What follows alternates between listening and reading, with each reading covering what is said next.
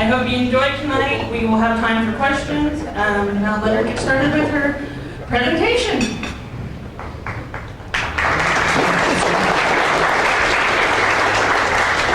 Thank you all for being here. I want to thank the SMEI to invite me to speak to you all today. I am the chair of our Generative AI Task Force at Fort Hays State University. And I think it's good to start with a disclaimer because I was sitting in the back talking to some CTOs and stuff like that. I'm not an AI expert. I think I should make that very clear. I'm not going to talk to you about how algorithms work into AI. That's not this talk, but if you're interested in that, I'm happy to talk to you about some courses we're going to be offering at Fort Hays State University. So with that caveat, you might be thinking, why did they make you chair of something that you're not an expert in? It turns out that if you ask your supervisor, how come Fort Hays doesn't have a committee to deal with Generative AI Task Force, they make you write up a proposal, and then they put you in charge of it. So I am the chair of the Generative AI Task Force. I am not an expert in AI, but I will talk to you about what it is that I know. I work in teaching innovations and learning technologies, so I deal with a lot of fear around AI, and that's kind of the lens that I'm going to talk to you about today. 4 fears is not as provocative as 4 fallacies, but you can kind of use them interchangeably as I go through this talk with you. I will have questions, so if I say something that upsets you, please just keep that in your heart, and we'll get back to it later. All right, so the first fallacy that I want to talk to you about, and you probably heard this in some form or another, is that AI is going to take your job. So if you've heard this, then you may have also heard people say, it's not AI that's going to take your job, it's actually going to be the person who knows how to use AI that takes your job. Both of these, I'm going to challenge you to think a little bit differently about this. There's a researcher in Stanford named Andrew Ng, last name NG, so I'm sure I'm mispronouncing that, but he's a pretty well-known AI expert, a real one. And he does different talks with people around the job opportunities that AI is going to bring or disappear. And he asks us all to kind of think about, not that AI is going to take our jobs, but that it will start to automate certain tasks that jobs have.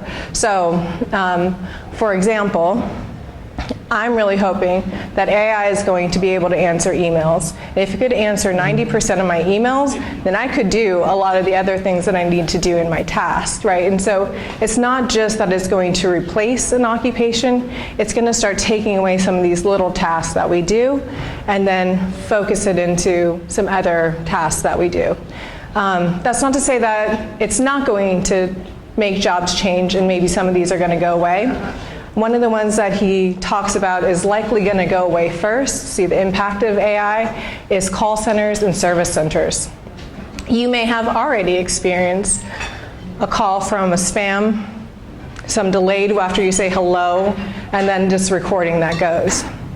So, first fear for you all is that this is going to become an AI agent at some point, where as you ask it questions, it's not going to become clear to you that you're talking to an AI agent. It's not going to just be a recording. It is going to be able to answer you in real time. We're not there yet, so you do have to invest money in that, but that's one of the first ones that this particular researcher says we're going to see start to go away. One of the other occupations that often kind of goes along with this fear is medical imaging, radiologists, and Andrew Ng talks about that in his own research at the hospital at Stanford, instead of, so they compare the two groups, right?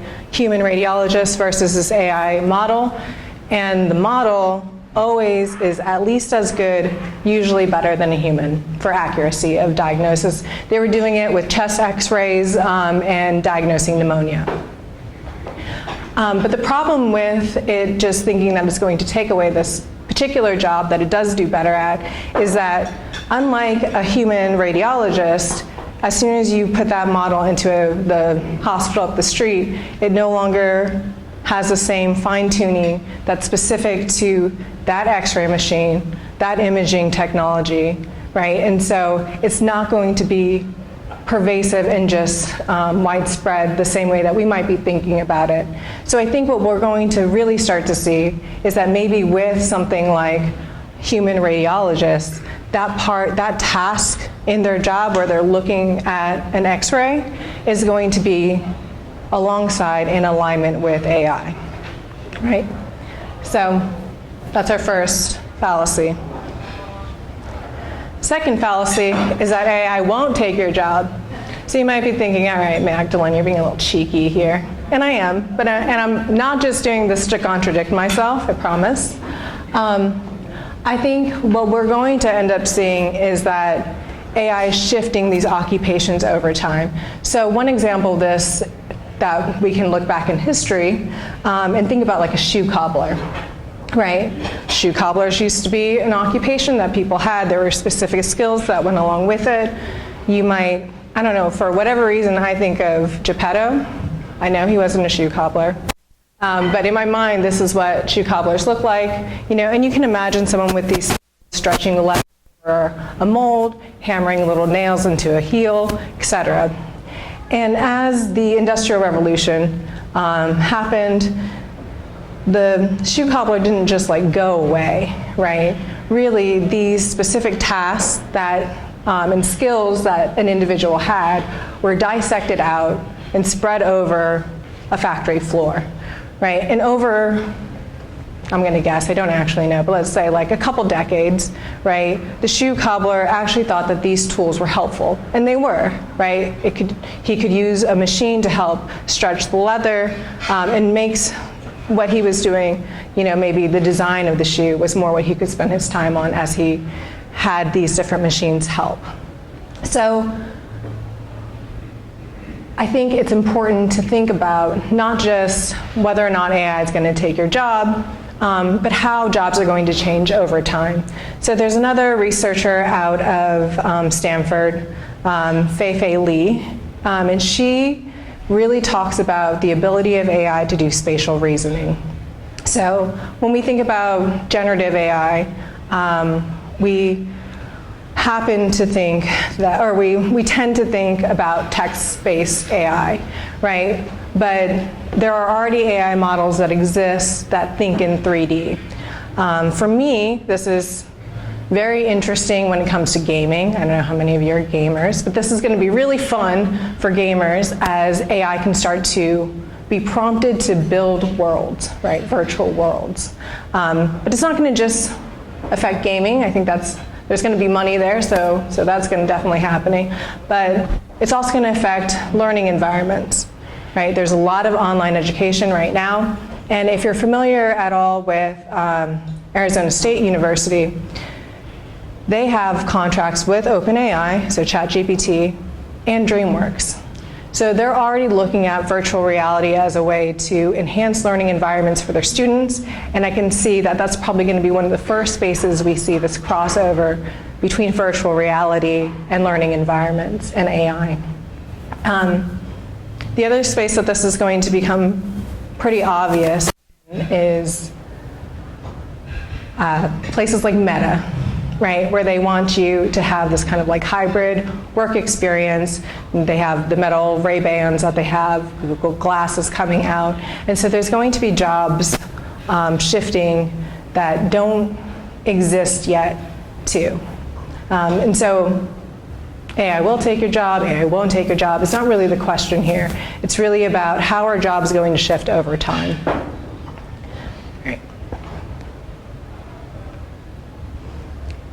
All right, this is my favorite, and it's very near and dear to my heart. AI will change everything about education. So, as you maybe have guessed, one of the reasons that I thought it would be useful to put together a generative AI task force is because faculty were coming to our department and saying, my students are cheating, make them stop. What do we have to make them stop? And so I don't see that many young people in the crowd, so I don't think this will get me in a lot of trouble. But there is no way to detect AI. Companies who say that they can do this, I'm not going to say that they're lying. I'm going to say that their accuracy count is not reliable. So pretty early on, since this was a very requested technology that Fort Hays State University faculty wanted, I was at OLC, which is Online Learning Consortium. It's a very big conference that has an entire floor dedicated to educational learning vendors. And of course, because it was 2023, so one of the most popular ones on the floor was this one that said, we can detect AI at 95%. So if you know me, I'm a little cynical, I'm a little skeptical. So I went up to them and I said, go ahead and test that for me. I'd love to see your 95% accuracy. So, pretty good, spirited. They 100% generated, I think they needed like 250 words for their accuracy on like Napoleon, copied and pasted it into their software. And I think it was like 63% accurate. 100% generated, 63% accurate. The vendor obviously started talking to me about how they were improving their technology, that they were just getting started, and that they needed universities to work alongside them to make their technology better, which we don't have this technology, just so you know. But I think it's important to note that you can't catch it, and there's always going to be more money on the side of AI to not be detected, right, than it is. But cheating is one of the main concerns for any educator. I think, though, it's a little tangent, but I don't think that it's really the fear of AI that a lot of what I hear from faculty is what they're expressing. I think that there has been some trauma from COVID-19 that has kind of been residual in educators since that time. And if you think about the timeline of COVID, right, comes out in 2019, March 2020, schools shut down. 2020 and 2021 school years, there were still mask mandates, there were still isolation protocols, there was still a lot of effects of COVID in the classroom. Right, so just not even talking about remote emergency teaching, not having the panic of moving your class online, just the overall experience of not being able to service your students, not knowing how they are, right, not being able to check in with them like you normally would. And for some teachers, it was worrying about, are my students eating today? You know, what resources do they have? Is there someone at home watching them? Right, 2022, ChatGPT is released publicly. So there was never a return to normal, I think, for educators. And that's not necessarily a bad thing, but I give you this kind of perspective. I don't have any data on that. This is just me telling you what happened at what time. But I think that there is some residual, I'm going to say trauma for lack of a better word, but just not being able to get into the flow of how you would have normally thought about your classroom 5 years ago, right? So all of that to also say, that means that you were already struggling with this before AI, so stop blaming AI for this particular problem. I think it's very easy for people to know that students have always cheated. Before working at Fort Hays, I worked at Colby Middle School and High School, and my students taught me about photo math. If you're not familiar with photo math, you take a picture of your math problem, and bam, the answer pops up on top. They have this for a lot of things. When I was in high school, it was like passing notes or like writing it on your hand. Not me personally, but other people might have done such a thing, right? But also in college, you could pay someone on the internet to write your paper if you gave them the parameters of what that report was supposed to have. There was always a way to cheat. So I think a lot of the fear around what AI is doing to education is not quite placed correctly. right? These were always issues. And what AI is doing is exacerbating a problem that already existed. So students cheat, and they primarily cheat because the task that you gave them, they don't think is relevant to them, right? So if you, and I'm not saying you can't do this correctly, but if you give your students post once on your discussion board, respond twice to 2 of your peers, a lot of times faculty were not reading what their students were putting. Students didn't care to write it. They knew that this was just a checkbox that they had to do, and they had to do it every week, and they had to do it at a certain time. And so why wouldn't they put it into AI to do it, right? Doesn't matter to me, doesn't matter to you as my teacher, so don't give me this task. And I think, or I would hope, encourage all the educators in this room, I do know that some of you are, to really think about redesigning your assessments to accommodate for this, right? Make them authentic learning experiences. There are some people in the room who already work on ungrading. If we're not familiar with that, that's a very interesting paradigm for teachers to think about, where instead of being assessment-based, right, there's a product that you're going to give me that I'm going to grade, it's really trying to learn about your students and see that learning process and give them assessment based on that, give them a grade based on that, give them feedback based on their process. I also want to talk about Bloom's taxonomy for just a little second. So if you've used AI, can I see a show of hands? Anyone? Let's do it the other way. Has anyone not used AI? Okay. All right. AI is really good about producing something, right? Generative AI is producing some content for you. So all of your low-ordered thinking skills in Bloom's taxonomy, being able to understand, recall, recite, it can do.